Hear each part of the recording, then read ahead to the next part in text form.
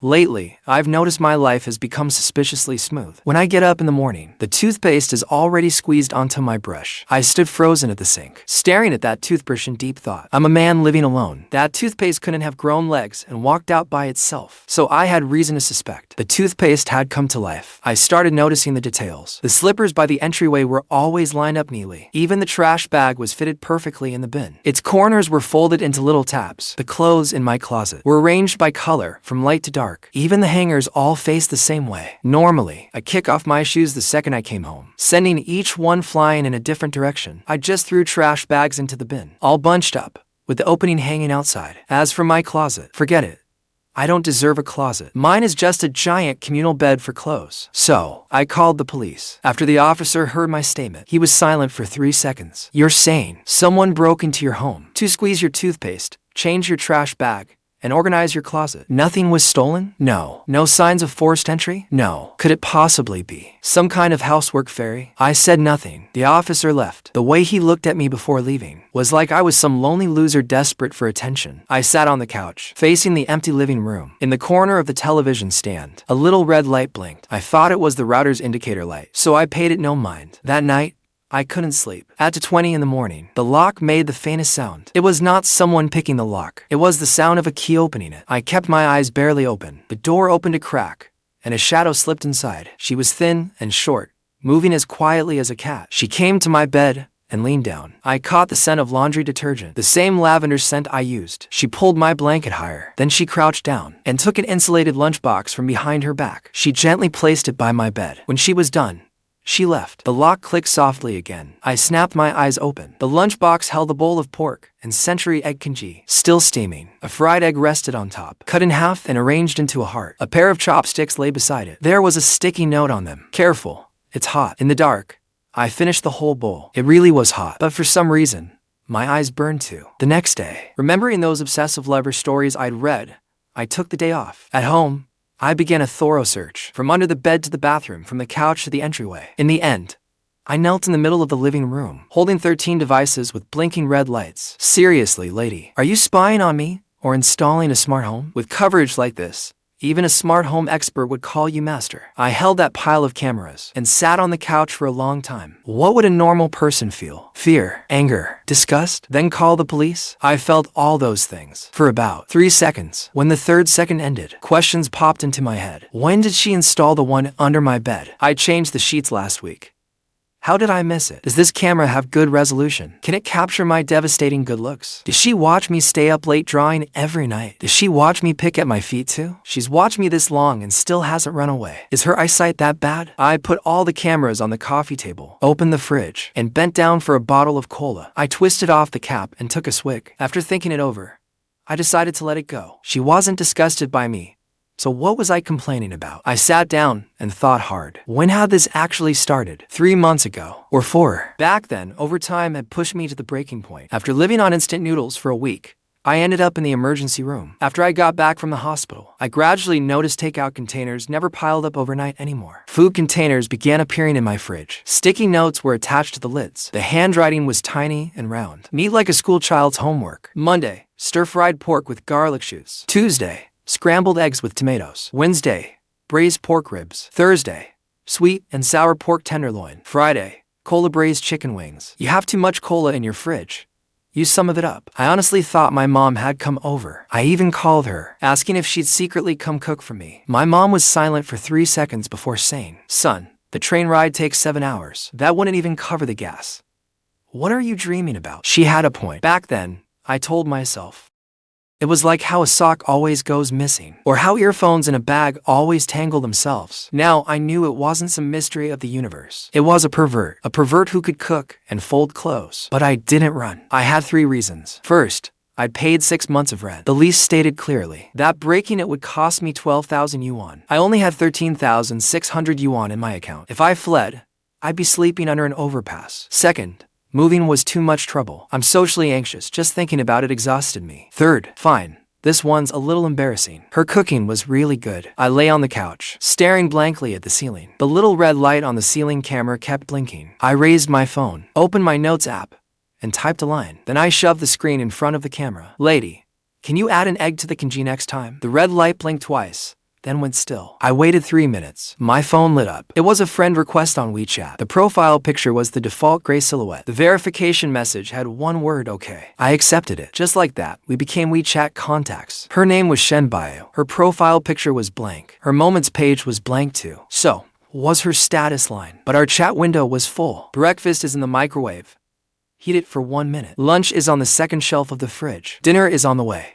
Don't order takeout. Do you have any dietary restrictions? I stared at the screen for a long while. Seriously, lady, are you spying on me or marrying me? I didn't reply. But the next day, I cleared out the second shelf of my fridge, saving it for the food containers she gave me, because I belatedly realized my stomach hadn't hurt once in those 3 months. All my shirts were ironed, with their cuff buttons neatly fastened, and not a single sock had gone missing. They were all rolled into little bundles, lined up by color in my drawer. Most ridiculous of all, I'd gained a little over 3 pounds. I've had a weak stomach since childhood. Nothing I ate ever stayed on me. Yet now, I'd actually gained weight. Quietly, I shoved the scale under my bed. That thing was bad luck. So I started testing her. I deliberately tossed my coat onto the couch. When I woke up, it was neatly hanging behind the door. I deliberately piled all my used bowls in the sink. The next day, they were spotless and neatly stacked on the rack. I posted on Moments. I really want durian, but it's so expensive. I can't bring myself to buy it. 2 hours later, the doorbell rang. I crept quietly to the door and looked through the peephole. The hallway was empty.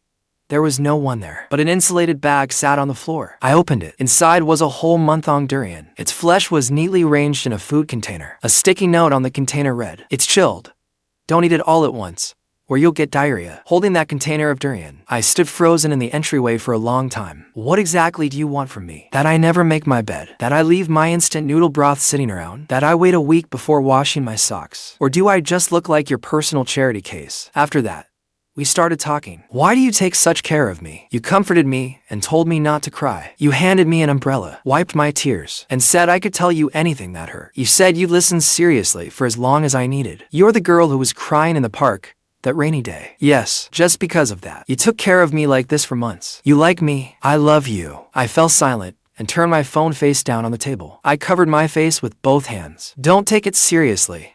Nobody could truly like you. You're just a penniless loser. How could anyone fall in love with you for no reason? She was probably just caught up in the novelty. Maybe she'd never been treated so gently before and was only using you as emotional support. Once I finished that little pep talk, I picked up my phone again. Fine. I believe you. So, what are we eating next week? Braised pork ribs for lunch and stir-fried spinach with eggs for dinner. I stared at the screen, unable to name what I was feeling. I just knew she meant it when she said she loved me. From then on, I completely gave in. I couldn't escape her anyway, and I didn't want to. I even set up a workspace in the most visible spot in the living room, right by the window, with a work table for myself. It faced the camera on the TV cabinet. Whenever I drew, I deliberately hold my sketch up in front of the camera. Does this composition work? Are these colors too muddy? The client wants more revisions. This is the 5th time already. I'm so mad.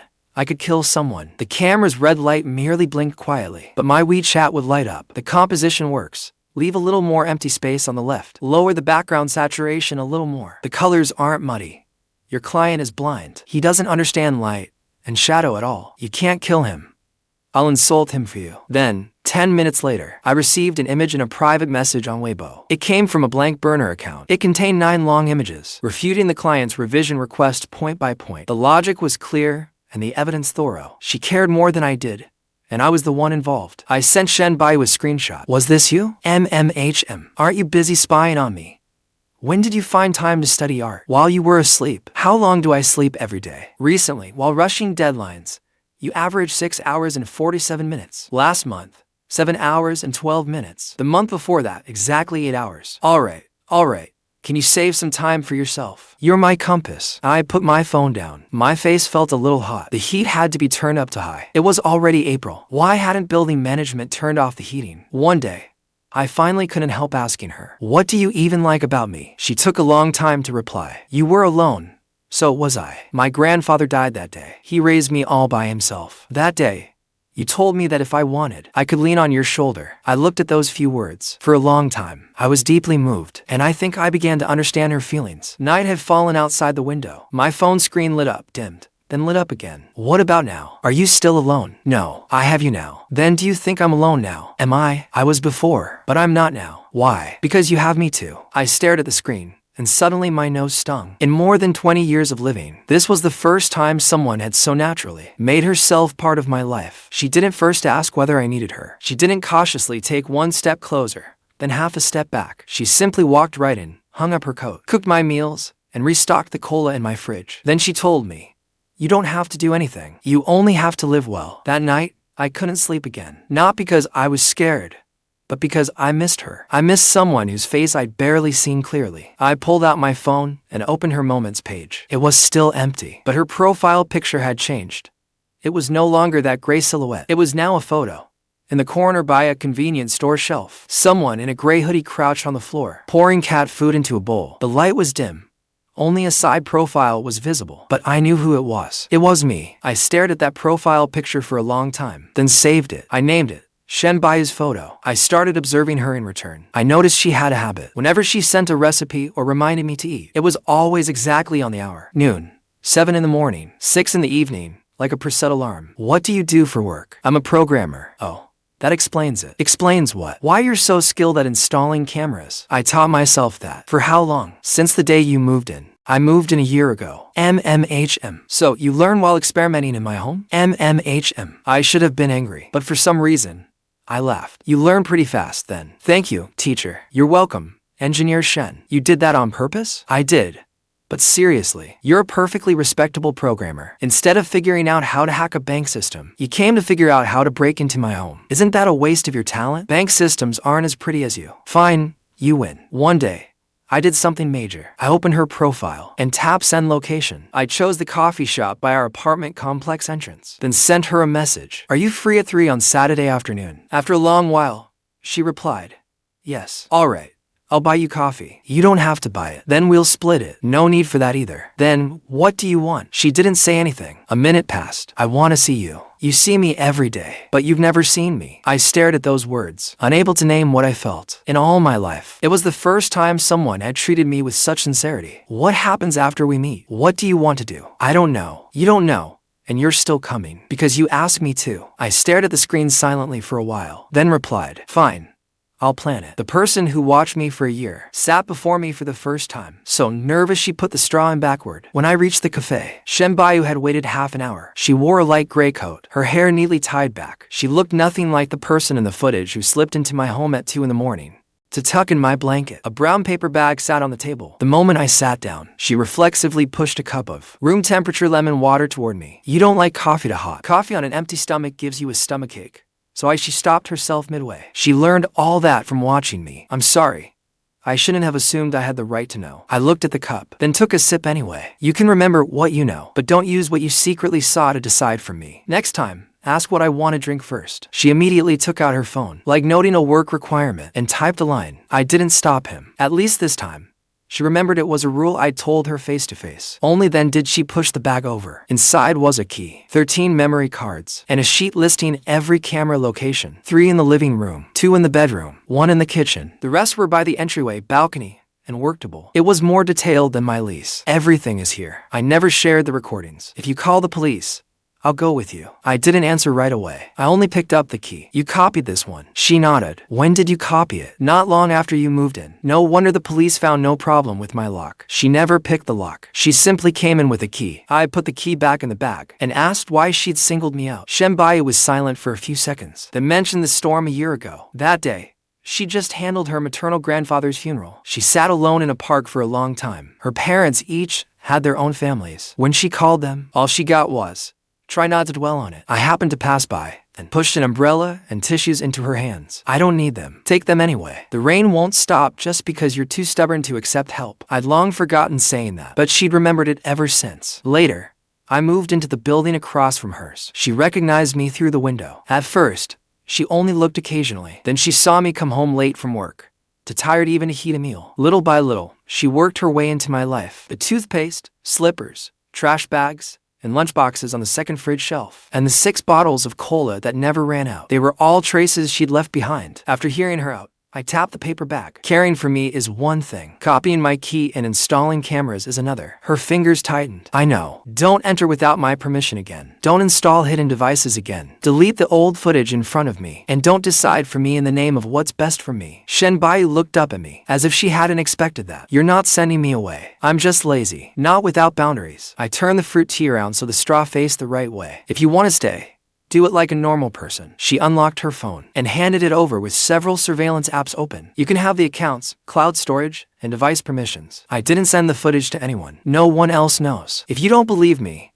have someone check. I will. Shen went a little pale, but she still nodded. I put the phone back in front of her. One more thing. From now on, when you do something wrong, if I say, it's okay, doesn't mean it's over. You need to remove everything completely. I need to confirm every recording is deleted, and I'll decide over time whether we can keep seeing each other. All right, she answered softly, but she no longer gave me those pitiful, pleading looks. That actually put me a little more at ease. I wrote remove on the location map, then circled the 13 memory cards. We'll handle them one by one tonight. Then we'll discuss meeting again. Just because I didn't keep pressing her didn't mean the past was forgiven. And 13 cameras weren't some romantic gift. The key and records lay beside me. Whether we meet again and how will be up to me. She stared at her cup for a long time, then nodded solemnly. After the serious talk, we left the cafe. A vendor sold candied hawthorn skewers nearby. I bought one. One bite made me frown at the sourness. Shen couldn't hold it in and laughed aloud. Don't just laugh. You watch me embarrass myself so many times on camera. Share the pain in person too. She carefully bit off one berry. It was so sour her eyes squeezed shut, yet she insisted it was sweet. Fine. Your stubborn mouth is tougher than that sugar coating. We went to see a movie. The plot was absurdly fitting. The heroine secretly went through the hero's phone and planted a tracker in his room. From that scene on, Shen sat ramrod straight, clutching her popcorn, without eating a single piece. After the movie, she followed behind me, her pace slowing more and more. At the mall entrance, she finally stopped. Fangs you, if one day you feel I can't change, tell me directly. I'll leave. I won't cling to you. I turned to look at her. You brought the key and memory cards today. Isn't that you learning to stop? She said nothing. I tossed the bare bamboo stick into the trash, then took the paper bag from her arms. I didn't tell you to leave. I mean, knock first if you want to see me. Back at the apartment complex. She pointed to the lit window opposite mine. I live there. I followed her gesture and finally understood why she even knew. When I turned off my lights, the two buildings were close, their windows facing each other. That window used to feel like an eye hidden in the dark. Now Shen opened the curtains in front of me, turned on the light, and waved from the window. I waved back. My phone soon buzzed. Can I come see you? I checked the time. It was 9:40 at night. Yes. Remember to knock. 3 minutes later, 2 light knocks sounded at my door. I opened it. Shen stood outside, holding a laptop. She hadn't used the copied key. This time, I opened the door for her myself. The first thing Shen did after entering wasn't cook for me or clean my home. She sat on the rug with the laptop, inserting the 13 memory cards one by one. I watched while she deleted them. The videos were neatly ordered by date. Me falling asleep at my desk while rushing a draft at dawn. Me splashing instant noodle broth on my clothes. I spent 10 minutes searching the sofa cushions for the remote. Every bit of it was filmed perfectly clearly. Good thing I was fairly decent when I lived alone. Otherwise, this would have been more than embarrassing. Shen deleted the last folder, then emptied the recycle bin. She turned the laptop toward me. No backups. What about the cloud? Deleted too. Here are the account passwords. Check for yourself. I took the note she handed me without hesitation. Trust doesn't appear out of thin air just because I say I believe you. What needed checking still had to be checked. Once I confirmed the footage, we began removing the cameras. She pointed them out while I climbed the stool. When we reached the bedroom, I pried a lens from behind an ornament by the bed. I could not help looking back at her. What exactly were you watching every day from this angle? Shen ears instantly turned red. Whether you kicked off your blanket, that is it. And whether you stayed up late. I tossed the camera into the cardboard box. If you want to look after me, do it to my face. Do not play school principal through a screen. She lowered her head, hugged the box tighter, and secretly smiled. Once all 13 cameras were removed, a few small holes remained in the walls. Shen found putty and a scraper, then crouched by the wall to fill them bit by bit. White putty covered the places where the cameras had been. The faint red dots around the apartment were gone too. She worked until nearly midnight, then prepared to return across the way. I glanced at the corner of the blanket I had kicked onto the bedroom floor. I deliberately left it there. Shen reached the door, her eyes darting toward it twice. But she forced herself not to move. Aren't you going to cover me up? You did not say I could. I nearly laughed out loud. You are learning fast. I took a spare key from the drawer and placed it in her palm. This is not for checking on me in the middle of the night. Only use it if I call you or something goes wrong at home, or I go missing. Otherwise, You still knock. Shen Buyu held the key, not daring to accept it for a long while. You are still willing to give me one. The copied one gets confiscated. You can have a proper one. She carefully hung the key on her phone charm, as if it were something precious. For the next 2 weeks, she never let herself in without permission. Every evening, she would message first to ask if I had eaten. Only if I said no would she bring a lunchbox over. If I said I wanted to be alone that day, the light across the way would glow quietly. No one would knock. She still bought me cola, and still put sticky notes on my lunchbox. But the second shelf of my fridge no longer filled with things for no reason. I took those meals from her, and put them away myself. The first time I formally invited her to dinner, I did the cooking. Her job was to sit and wait. That arrangement was clearly difficult for Shen Buyu. If I cut a potato, she asked whether the knife was sharp. If I turned on the range hood, she got up to adjust it for me. The moment steam began rising from the pan, she placed oven mitts right beside me. I had to press her back into her chair. Your job today is waiting for dinner. Do not steal mine. But you cut your hand last time. That was because I was texting while cutting. With you watching me here, who could I possibly run off to text? She considered it, then actually put her phone away. Hands on her knees, she sat straighter than at a meeting. I served a plate of braised pork and potatoes that looked nothing special. She ate every bite with great care. Do not praise it blindly.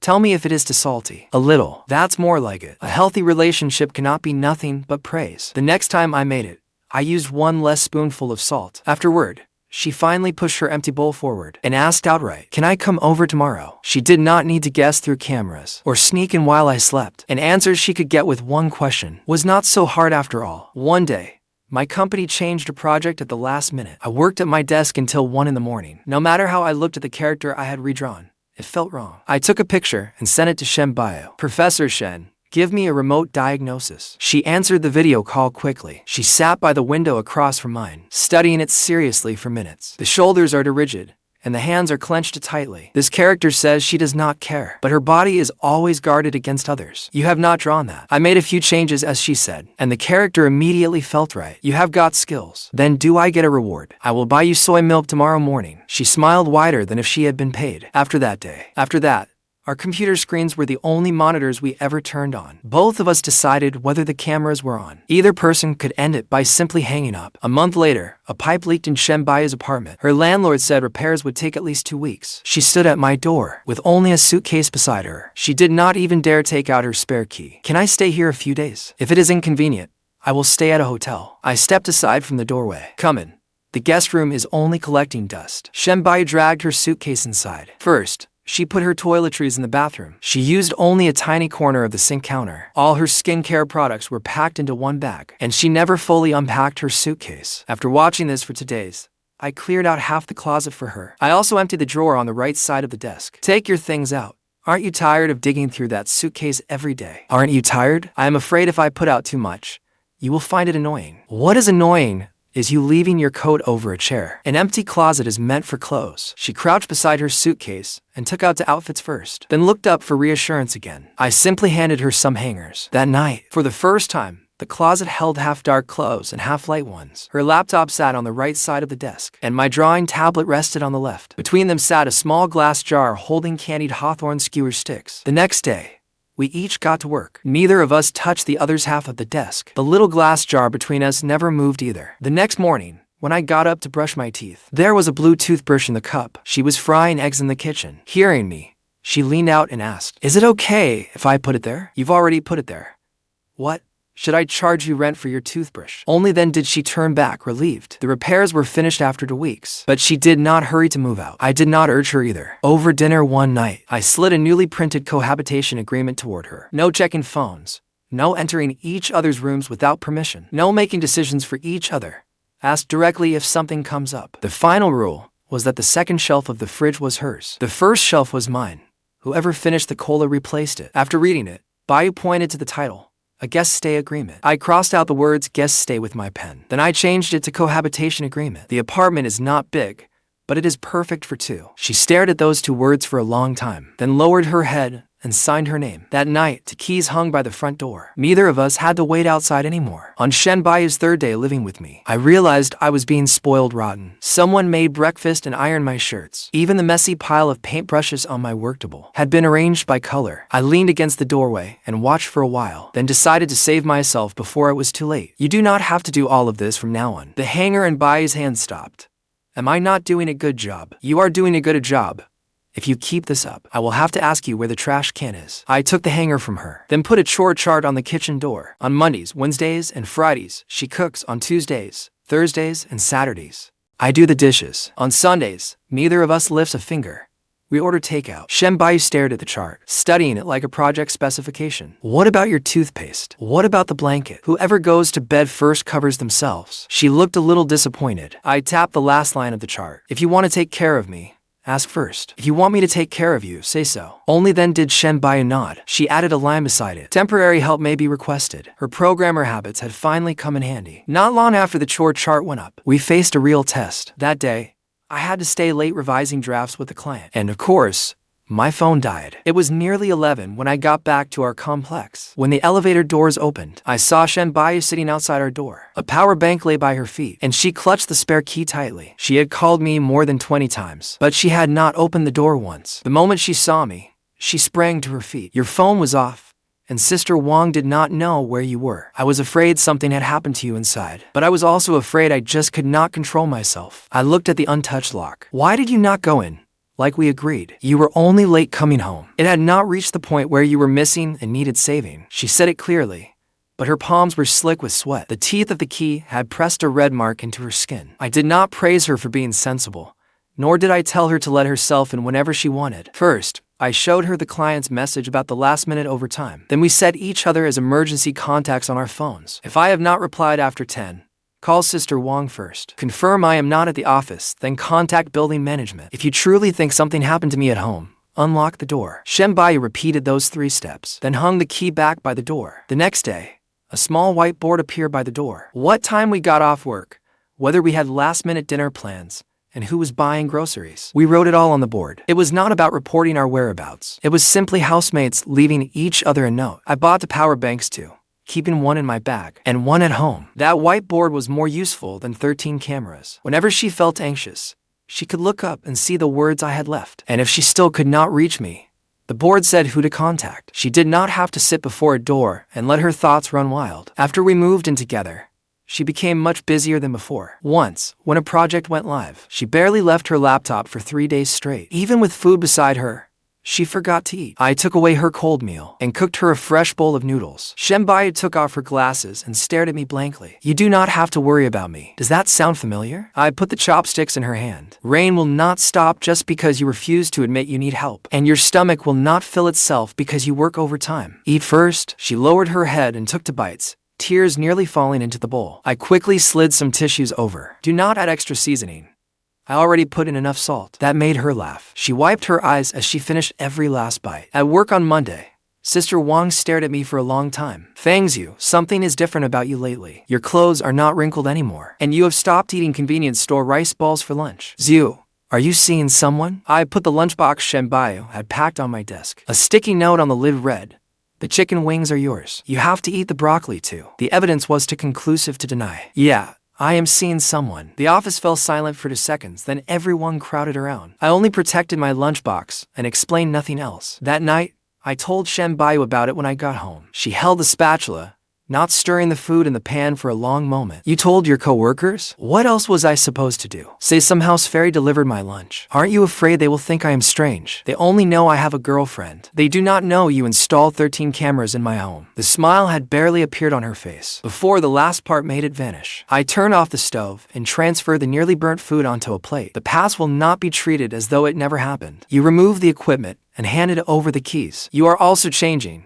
as we agreed. What matters is what you do from now on. Shen gripped my sleeve. She did not simply throw herself into my arms like before. Then may I hug you now? You can. Only then did she step forward and bury her face against my shoulder. A gust of wind nudged the keys by the door, making the faintest sound. That weekend, Annie Lee ran into us downstairs. She looked at me, then at the groceries in Shen hands. Doesn't Shen live across the way? Why is she always coming over to Xiao Fang's place? Shen froze at once. I took the bag from her. Then I answered for her. She lives with me now. Annie Lee's eyes instantly lit up. I did not give her a chance to ask more, and pulled Shen upstairs. After the elevator doors closed, she was still looking at our joined hands. Fang's you. I used to think that as long as I kept watch over someone, they would not disappear. But the truth was, not even 13 cameras could stop me from leaving for work. She choked on her words. Then she asked softly, What can make you stay? The elevator arrived. I did not give her some grand speech about forever. I only opened our front door and let her go in first. Your slippers are by the door, and your lunchbox is in the fridge. Your toothbrush is in the bathroom. If you want to know where I am going, just ask me. I put the 2 bottles of cola I bought into the fridge. If I didn't want to come home, I added, I would not bring you this after work every day. Shen Buyu stood before the fridge and counted them. There had been 4 left. With the ones I bought, there were exactly 6. She smiled.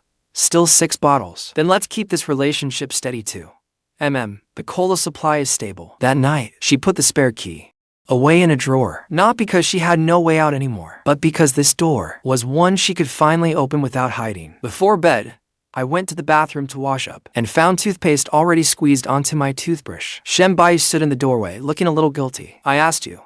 You nodded just now. I thought about it, and it did seem that it happened. So I picked up the other toothbrush and squeezed toothpaste onto it for her too, returning the favor. In the mirror, 2 toothbrushes rested side by side. There were no cameras hidden in the shadows, and no footsteps at 2:20 in the morning. If she wanted to see me, she